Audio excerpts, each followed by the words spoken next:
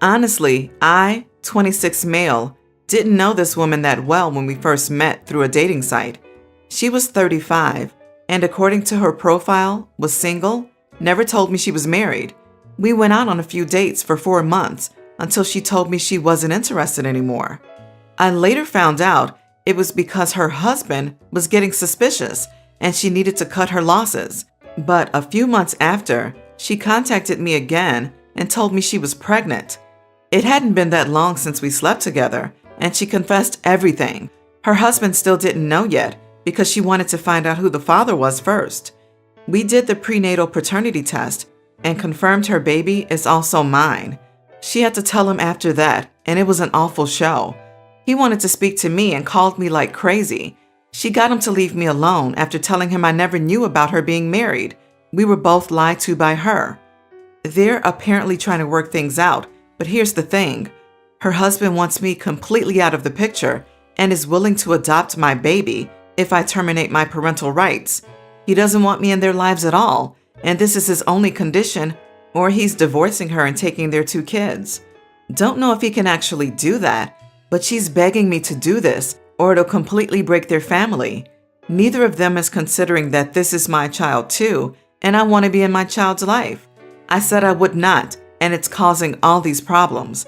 She's called several times, telling me how badly this is hurting her family, and her kids are hurt and confused because her husband's temporarily moved out until this condition is met.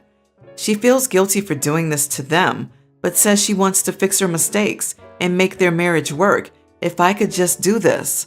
Plus, to her, it's a sweet deal for me since I won't ever have to raise this baby or be responsible financially.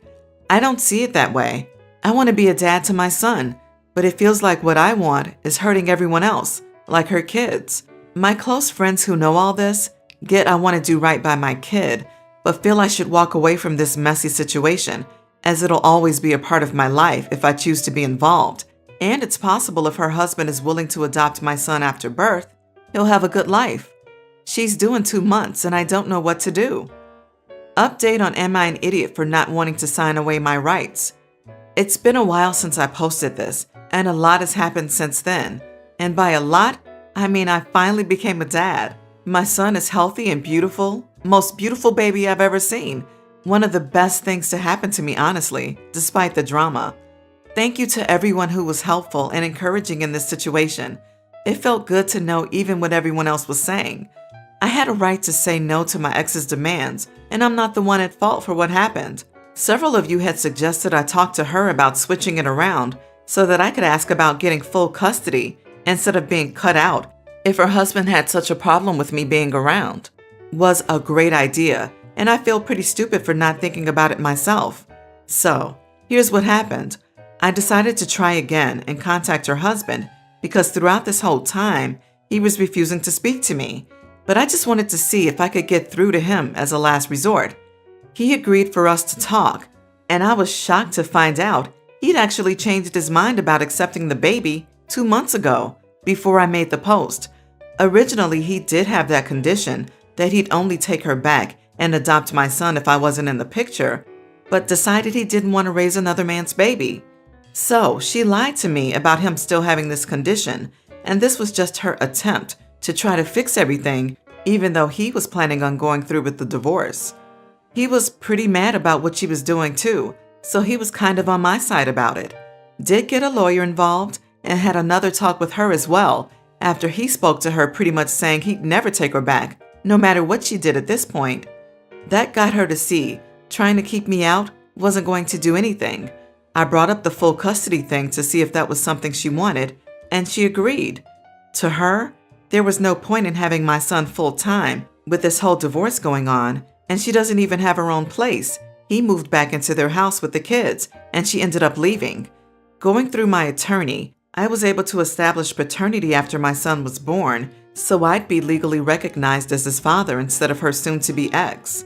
As of right now, he's with me full-time, but she still comes by to visit. Her life is a total mess right now with the divorce, and she's still pretty bitter towards me about it. It's not perfect, but I'm just so happy having my son in my life. Holding him for the first time, it made all the struggles worth it. It's definitely overwhelming, doing it mostly on my own, but I don't regret how things played out. So, thanks for the support and advice. It really helped make a difference when I couldn't see a way out of this without feeling like I was doing something wrong. Well done and congrats. I definitely wouldn't want my child being raised by that woman. She's bitter at you, even though it's entirely her fault. Is she paying you alimony? She is paying child support, yes. I've learned not to take any blame that isn't mine to carry, so that makes it easier when she tries to act like everything happening right now is my fault. I'm so happy for you, OP. And yes, this is not your fault. I don't get how people can be so selfish and ruthless and have the audacity to blame someone else for their selfish wrongdoings. She is such an idiot. I do hope that she doesn't come to you and try to get into a relationship with you once she's left with nothing. She sounds horribly toxic. She's bitter she got caught, nothing else. My son has recently got into cooking, and he's amazing at it. Usually when he's experimenting or making food just for himself, he washed up. He started helping me out with meals, and 2 times a week now, he cooks dinner by himself. My husband has been insisting he wash his own dishes up, but I usually just wind up doing them. I don't particularly like feeling like I'm doing nothing. 4 nights ago, he set me down and said I needed to stop doing our son's chores. He made the mess, so he cleans it. He shouldn't be getting away with it. I replied that while it was true for small single-person meals, it doesn't work the same for family meals. He got huffy about it, at which point I said, "Why does he have to wash up, but I don't?" At which point he got kind of quiet. He tried excusing his behavior, but each time there was a flaw, and he basically huffed off. He came back a couple of hours later and said something along the lines of, "We have to make him realize how hard life can be," at which point I basically told him to buzz off. Here's where I may be wrong. I implemented a new rule. You have to somehow be a part of dinner in order to eat it. So, for example, my son makes dinner and I wash the dishes. Therefore, we both get to eat it. My husband was angered by this rule, and I replied telling him to put his rubber gloves on and get cleaning. So far, my son and I have made 3 amazing meals, and my hub leaves the house to go eat elsewhere. Our funds are separate, so it has no effect on me. My son thinks it's pretty cool. He's always much preferred me over his father, and this bonding time is really important to him. But family think I'm being way too harsh, agreeing that he should do more chores. I disagree, but no one seems to be on my side. So I come to you, dear people. Am I the idiot? The goal of parenting is to raise a child into a functioning adult member of society. The goal is not to treat children like slave labor, so they learn how hard life is. There was a lot of time to learn how hard life is. He needs people to model good behavior, stand up for him, and teach him basics of how to take care of himself, his belongings, and his home when he leaves. You are doing that. You had his back when his dad was being an idiot to him. You stood for fairness instead of letting someone come in and treat your son poorly, specifically because he's a child. You're not the idiot, but your husband absolutely is. You are all idiots here. You're right about your son not needing to do the dishes when doing a family meal, but your solution is really unfortunate. This part is particularly disturbing. He's always much preferred me over his father. The idea of you and your son bonding over sticking it to his father doesn't bode well for your marriage and is damaging to the father-son relationship. Now, it might well be that the father is enough damage all on his own, but you shouldn't be adding to it. You are all idiots here. You two need to sort yourselves out. Like someone else said, sounds like these issues run deeper than dinner and dishes. Your husband is showing your son that rules and being right are more important than his family. You are turning your son against your husband. All in all, dysfunctional. I'm going to decline to vote. The question to ask yourself is what results you're hoping to get by preventing your husband from eating at home. If you like the results you're getting, then keep doing what you're doing. I, 18 male, have an aunt who makes a lot of money, and she always goes big with gifts for everyone. But the thing is, she always expects us to do any favor she asks for, and if we say no, she reminds you what she got you. This has happened lots of times with me. On my birthday, she got me a hoverboard, and then every weekend after that, she'd ask me to babysit my cousins. No pay, by the way. Even once, when there was going to be a dance at school, I missed it to watch them because she made a big deal to my parents about my not appreciating what she'd done for me by not wanting to do this favor. Another time, more recently, she asked me to be her designated driver when she went out because she doesn't trust Uber drivers at night. I'm not even allowed to be driving that late. Got home at like 2 and had school the next day. And pretty much this is how it is every year for everyone. She gifts us new laptops, Apple Watches, games, or just cash. But if we don't do something, she gets mad and doesn't stop talking about it. My birthday was on Friday and she got me a freaking car. I have a learner's permit and gonna get my license soon. It's cool and everything, but I already know she's gonna expect big favors over this. And I don't know if I wanna be on the hook for that. I thanked her and everything, but I'd rather get my own car. And yeah, she was so mad, like red in the face and yelling at my parents about how ungrateful I'm being, and any kid would be happy about a gift like this. And I told her I would be happy, yeah, but I already know she's going to be asking me for so many favors because that's what she does with everyone. Anyways, my parents got mad at me, and my aunt stormed out of the house. All I'm hearing now is how ungrateful I am, and I need to apologize to her. My older brother's telling me it's not a big deal, and I could just say no when she asks for favors. But everyone knows when you tell her no, she turns it into a whole drama and just makes you feel like crap for not helping her. So I'd rather avoid it by not even accepting the car. They're still saying I'm not being a very good nephew for rejecting her gifts, so I gotta ask if I'm being the idiot over this.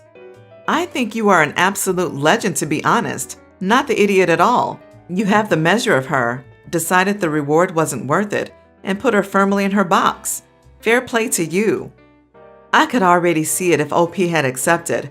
Aunt would force them to drive her and her kids around at all times, and if OP said anything to parents, they'd reply with something like, "Oh well, she did buy it for you. It's the least you could do."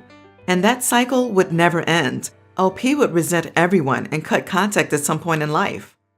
You are not wrong, and clearly at only just 18, you're the most mature of the family on the way you're handling this.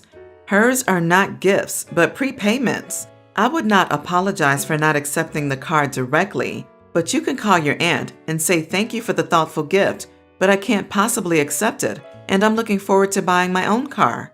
Okay, first off, you are not the idiot. Your aunt is a roiling cesspool of self-aggrandizement and manipulation.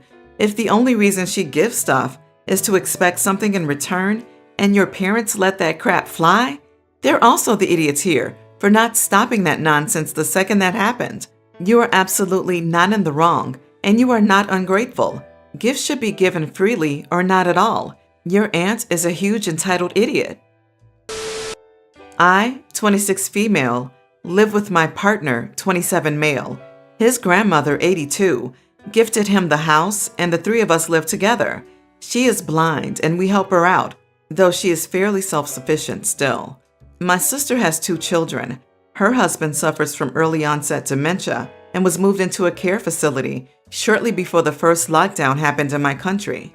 While fortunately we do have universal health care, still the combination of the cost of the care facility and not having a second wage made my sister unable to stay in their old home. I talked with my boyfriend, and as the house is quite large, we said she could temporarily stay with us, especially as it's been so hard trying to find new accommodation now. However, we do feel she's starting to outstay her welcome. The main issue is she's letting the kids run loose everywhere.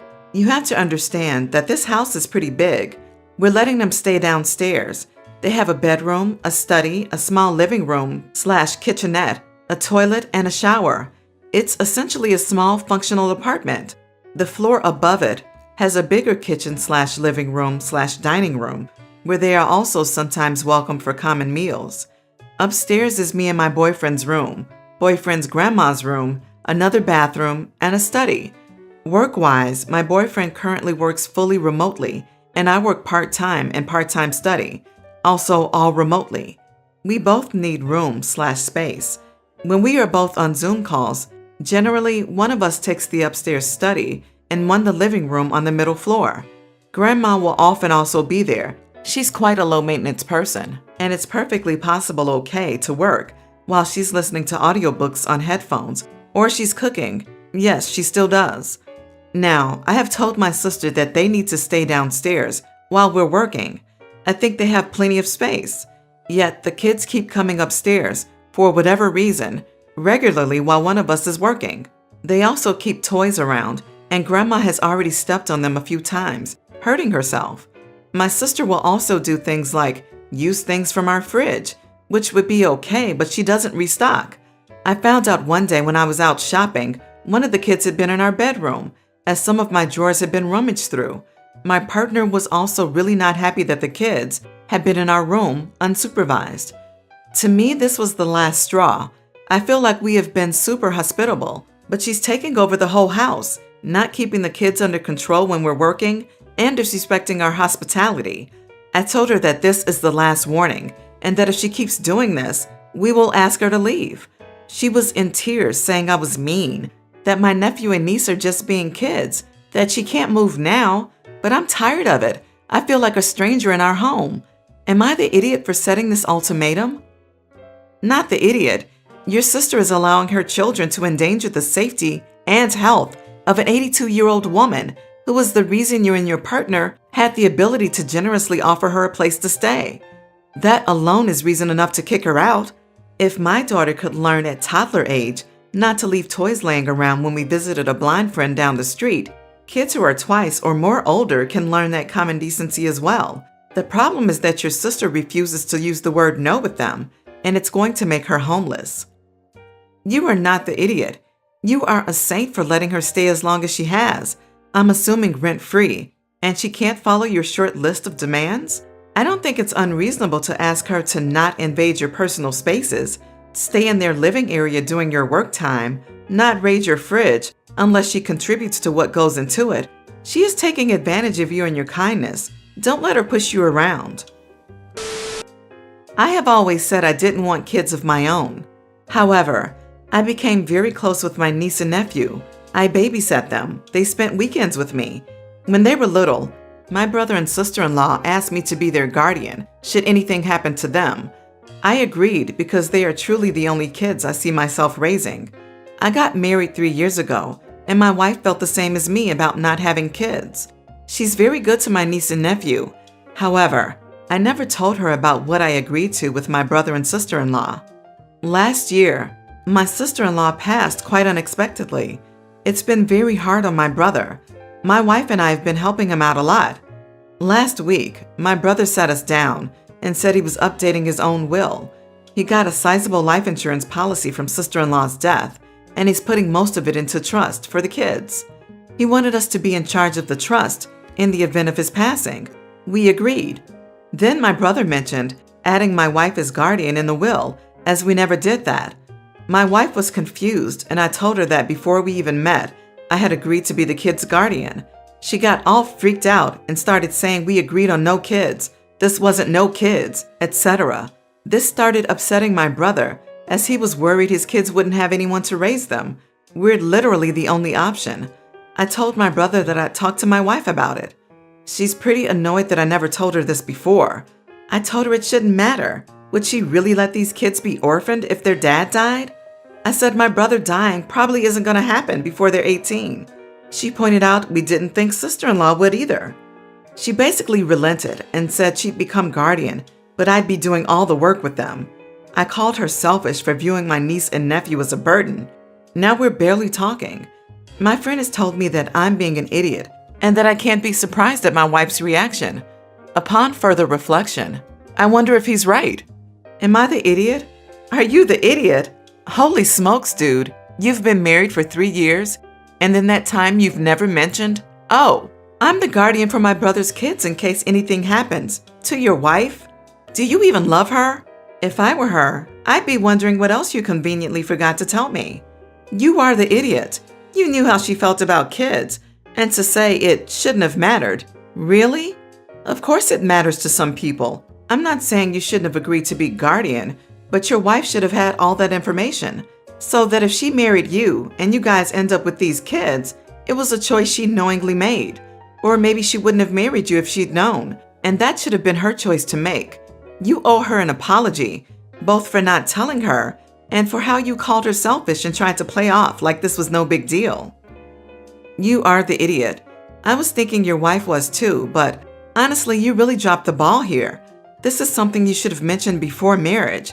She's right. No kids means no kids, not no kids except these particular ones that I choose to have. Lying by omission is still lying.